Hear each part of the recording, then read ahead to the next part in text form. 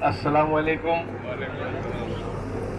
सौराष्ट्र ही नहीं बल्कि पूरे हिंदुस्तान की शान पीर तरीकत सैयद दादा मियाँ बापू साहब, सिपाही समाज के तमाम आगेवान, मेरे सीनियर लीडर, श्रेष्ठ वक्ता नैनाजबेन भाभी, हमारे महाराष्ट्र बॉम्बे से आए हुए यूसुफ भाई परमार और तमाम दोस्तों, हमारे दोस्त यूसुफ भाई जुनेजा साहब जो हमेशा खिदमत के कामों में आगे बढ़ के हिस्सा लेते हैं। दोस्तों, ज्यादा बात नहीं करूंगा।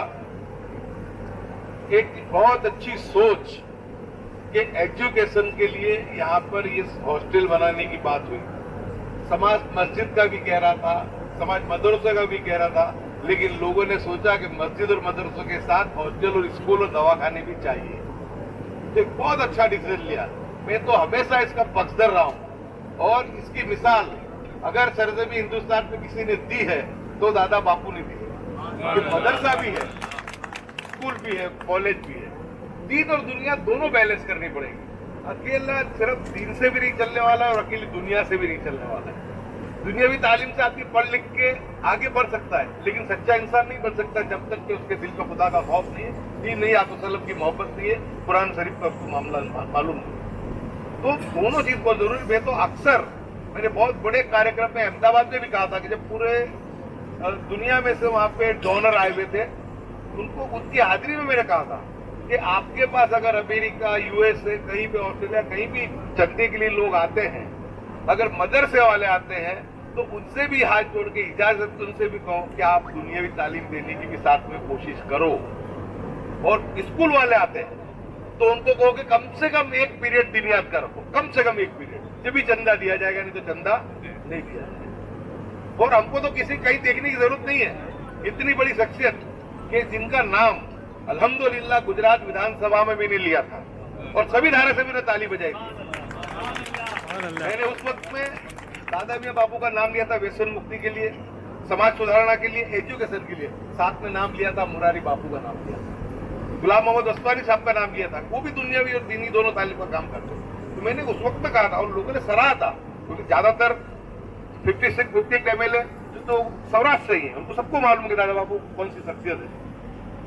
तो बहुत कुछ कहने की जरूरत नहीं है, लेकिन बहुत अच्छी बात यहाँ पे हुई कि भाई समाज के सभी तबके को इसके अंदर एडमिशन दिया जाएगा।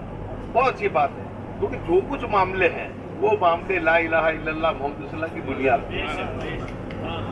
जितनी भी दुश्मनी हो, कहीं से मोहब्बत हो, चाहे कुछ भी हो, वो कोई नहीं देखता कि कौन है, सुन्नी है, शिया है, देवबंदी है, बरेलवी है। वो तो ये देखता कलमा वाला है।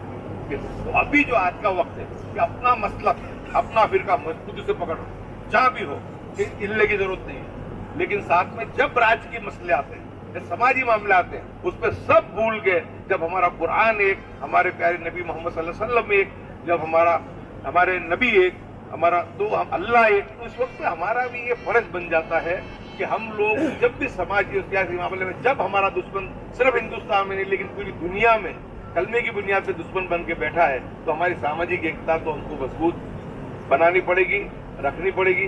बहुत अच्छी हॉस्टल की पहल की है। मैं मानता हूं कि हमने कोरोना में हॉस्पिटलों की जरूरत को भी देखा, हमने स्कूलों की जरूरत को भी आज महसूस कर रहे हैं। जिस तरीके से जो मामले चल रहे हैं हम सब जान रहे हैं, जो लॉ ट्रैप के जो मामले चल रहे हैं, उसका शिकार क्यों होना पड़ रहा है? आज हमारे पास संस्थाएं नहीं है, हमारी स्कूल नहीं है, उसका शिकार होना, ये बहुत सब बातें हैं। लेकिन आपका सौराष्ट्र तो वैसे भी कौमी एकता और भाईचारा में बहुत माना जाता है।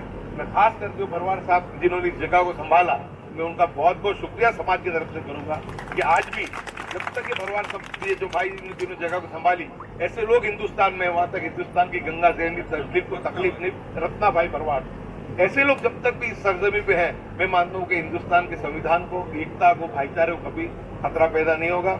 मैं ज्यादा नहीं बोलना चाहूंगा। बहुत खुश नसीब मानता हूं मैं। मेरे थोड़ा आने में मेरे को प्रॉब्लम थी, परेशानी थी, लेकिन जब दादा बापू का नाम सुना कि दादा बापू की हाजिरी होने वाली है, तो मैंने कहा, मेरे भी बहुत टाइम से मदरसे गया था वहां पे इनके स्कूल पे, लेकिन मैंने कहा आज उनके भी दीदार हो जाएंगे एक मुख्तसर से बात करनी वो भी हो जाएगी। तो वो चीज मुझे रोक नहीं पाई। बहुत बिजी शेड्यूल में भी सुबह 5 बजे निकल के मैं यहाँ पे पहुंचा। अल्लाह का शुक्र मानता हूँ कि आज एक अल्लाह के नेक बंदे के दीदार हुए कि जो उम्मत की और पूरी इंसानियत की बात करके अपनी बात को पूरी करता हूँ। अस्सलाम वालेकुम।